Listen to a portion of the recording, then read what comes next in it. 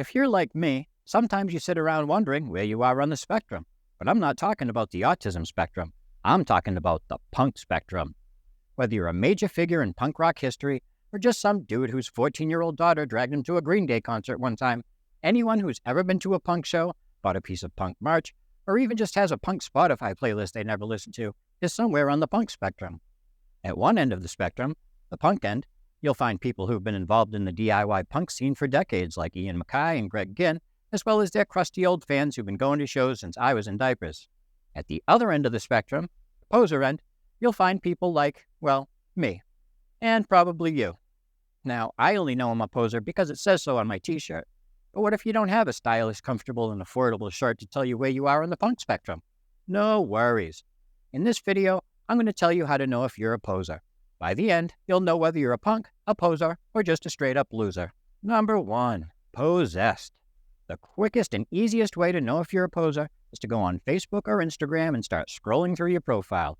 If there's no mention of any socio-political causes you care about or links to songs you like, but there are a never-ending supply of pictures of you showing off all the different colors you've dyed your mohawk, you're a poser in the most literal sense of the word.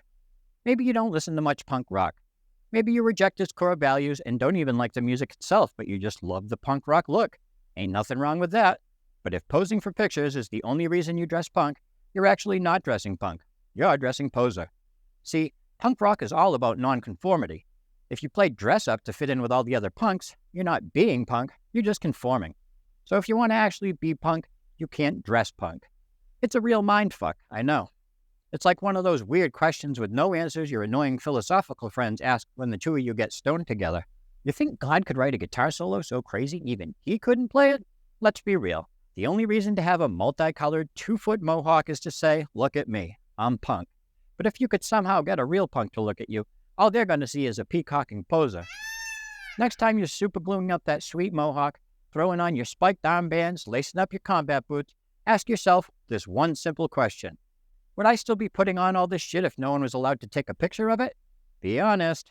If you answered no, you're a poser. If you answered yes, you're a poser and a liar.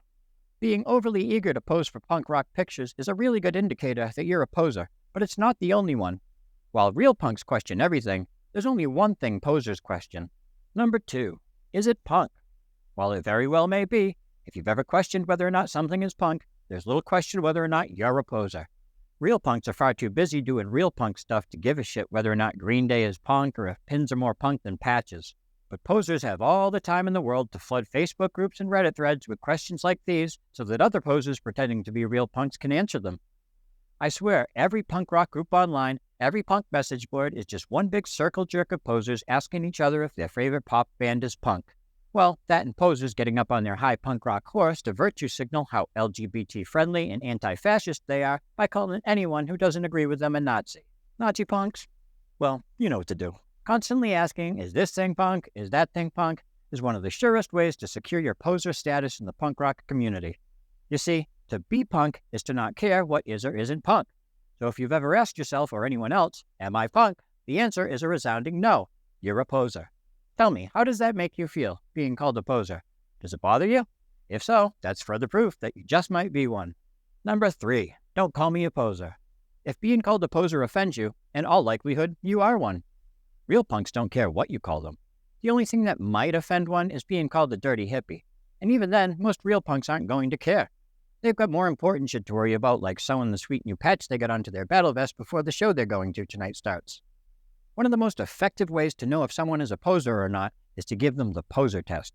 It's easy. Simply call them a poser and see how they react. If they get pissed, you get your answer. Poser. A real punk might shoot you a weird look, but they're probably just going to laugh. Since you'll likely be setting off their own internal poser detector, the irony of being called a poser by a poser should at least give them a chuckle. But no real punk is going to get upset about being called a poser. Remember that the next time someone gives you the poser test, so you can pose as someone who isn't offended, even though on the inside, when you get called a poser, you start crying like a little girl with a skinned knee. Now, I've got some good news for all you posers out there. You no longer have to fear the poser test.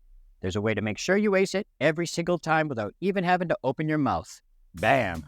With this comfortable, reasonably priced poser shirt, you can preemptively pass the poser test without saying a word.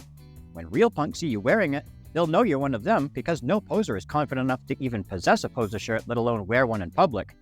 Available in a variety of colors to match any mohawk, you can get your very own poser shirt at MusicBSharp.com. After you finish watching this video, go check out the poser tee and all the other humorous music-related shirts like this one, this one, and many more at MusicBSharp.com. If you're somehow still not sure if you're a poser, there are a few more ways to tell. You might have to work a few full-time jobs just to survive in today's economy, but if you want to be punk, you should know that it's a full-time job in and of itself. Number 4. Part-time punk, full-time poser. Being punk is not a part-time gig. You're either punk 100% of the time, or you're a poser. It's one or the other. You can't get all punked up for a show on a Friday night after spending the week in a suit and tie and expect anyone to think you're anything other than a poser. If you dress a certain way to fit in at work during the week, and then dress punk to fit in at shows on the weekend, congratulations, Captain Conformity. You're posing all over the place. You want to actually be punk?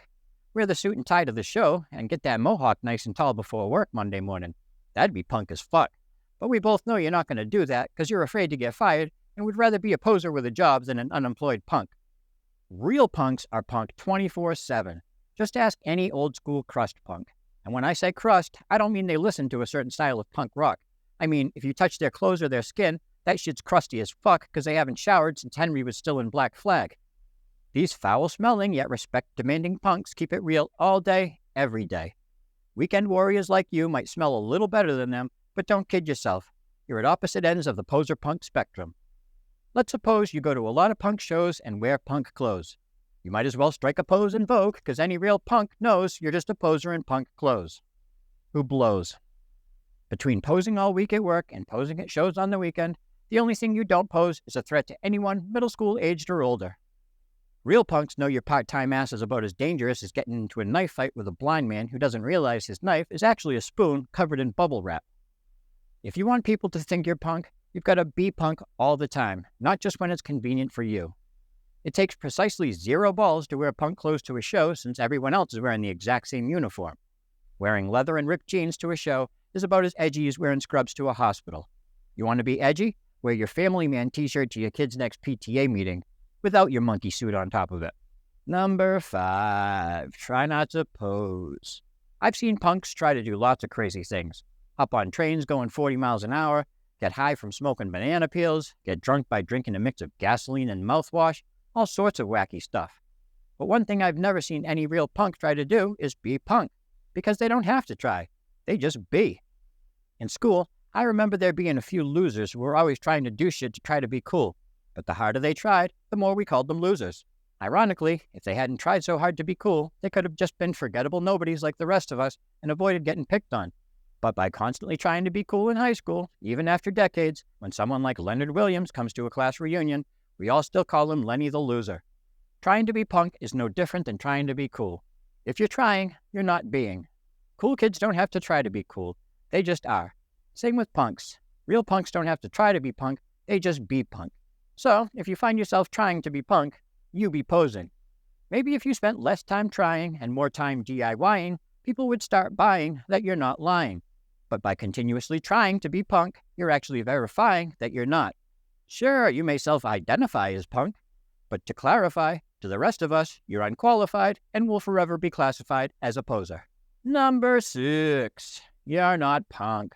As we've already established, posers are always asking if things are punk or not.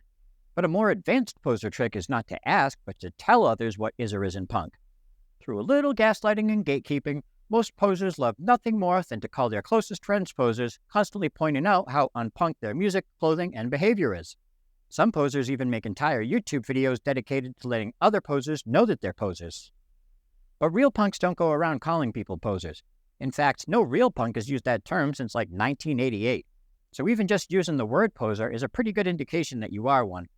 From a purely psychological standpoint, posers can be quite complex and are fascinating to watch. Feeling like they don't fit in elsewhere, they discover the punk scene and are welcomed with open arms, no questions asked. Then, finally feeling accepted for the first time in their lives, they immediately turn around and start gatekeeping, excluding other lost souls from joining their newfound tribe.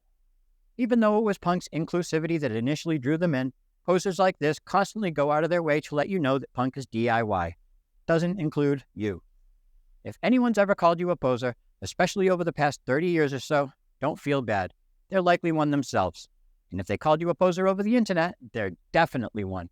Posers love throwing that word around online because there's no chance of anyone replying by throwing an uppercut at their face. They'll not only call you a poser from 1,000 miles away, they'll tell you that you're spelling it wrong when you call them one right back, which you will because they're not wrong. You, like them, are a poser. The two of you will go back and forth calling each other names all evening. But even if you win this online pose-off, at the end of the day, in real life, both you and your accuser are still a fucking loser. You might plow through them like a bulldozer, but that won't change the fact that you'll always be a poser. Now, there should be little doubt in your mind whether or not you're a poser. There's little doubt in my mind whether or not you are. Don't feel bad about being a poser. You're in good company. There are literally millions of us all over the world. Everyone knows that real punk rock died in May of 1989. So anyone who discovered punk after that, any punk band that formed in or after June of '89, is simply imitating the real thing. Posing, one might say. But there's nothing wrong with that. In fact, being a poser today is a great way to pay tribute to the real punks of yesteryear. By going to shows and forming punk-inspired bands of our own, today's posers keep the punk spirit alive for future generations of posers to enjoy. So embrace your role as a punk-perpetuating poser. Future generations are depending on you to introduce them to punk rock. And as soon as you do, you can call them posers for liking it. You're so annoying. If you like this shirt, it's available in lots of colors and sizes at MusicBSharp.com, along with lots of other funny music-related merch. Link in the description.